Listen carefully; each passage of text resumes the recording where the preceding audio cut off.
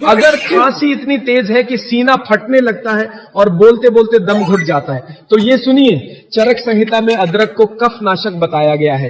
ये सूखी और पुरानी खांसी में बहुत असरदार है। आगे नुस्खा बताने से पहले ये सुनिए दोस्तों, हर कोई वीडियो देखता है लेकिन लाइक, फॉलो और शेयर नहीं करता। इसकी वजह से बहुत सारे लोग जिन तक सच्चे आयुर्वेद को पहुंचना चाहिए नहीं पहुंच पाता। कृपया लाइक, फॉलो और शेयर जरूर करें ताकि किसी का भला हो।